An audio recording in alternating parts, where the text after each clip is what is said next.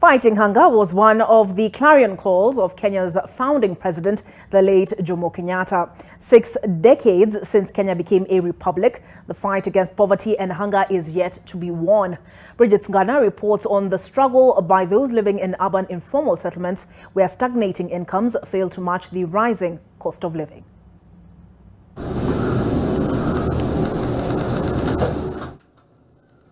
Every evening after work, David Opuru makes a cup of tea, a beverage that has now become his dinner.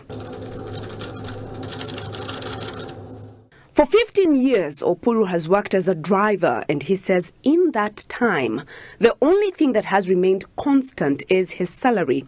The figures have not changed as life becomes expensive with each passing day. 2012, sukari tulikuwa tunanunua kilo kwa shilingi 50. Sasa sai shilingi 220. So naona na ile wakati hiyo mshahara ilikuwa ni hiyo. Sasa bado tu ile mshahara tulianza nayo ndio bado tunanunua sukari imepanda zaidi. On this 60th Jamhuri Day, Opuru says there's nothing to take pride in. Hii serikali vile ilianza na ile slogan yake ya mama mboga, bodaboda, watu wa chini. Watu wengi walikuwa wanatarajia maisha itakuwa mzuri. Lakini imekuwa tofauti. Maisha sasa imetoka juu ikiwa ngumu ikirudi chini. Hii serikali hakuna mali inasaidia mwananchi wa kawaida hata kidogo. Inaumiza na ushuru. Ushuru tunakata kwa payslip. Ushuru ukienda kwa duka, kila kitu sasa ni ushuru. Hakuna kitu tunapata ya bure.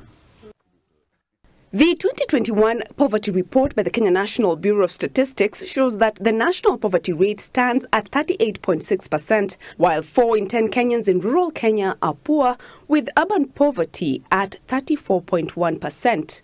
Nationally, food poverty is at 30.5%, while in rural Kenya, 32.2% of Kenyans do not have access to food, while 26.8% of those living in urban areas are food poor. The average monthly expenditure on food and other commodities per adult is 7,393 shillings, a figure that may have risen due to inflation. Those in rural areas now spend more than half their income on food at 63%, while households in urban areas spend less than half of their income on food at 42.2%. Niko na watoto 4 na mama mmoja. So kwa hii familia yangu maisha vile imebadilika, imebidi sasa mama pia akae mbali na mimi. At least niweke ile kidogo naweza pata nisanyie watoto waende nayo shule. In his Jamhuri Day speech this year, President William Ruto acknowledged that the country's economy is yet to grow in comparison with other countries that were at par with Kenya 60 years ago. For many Kenyans, there is little to celebrate 6 decades after independence as they grapple with the harsh economic times. Bridget Ngana, NTV, Nakuru.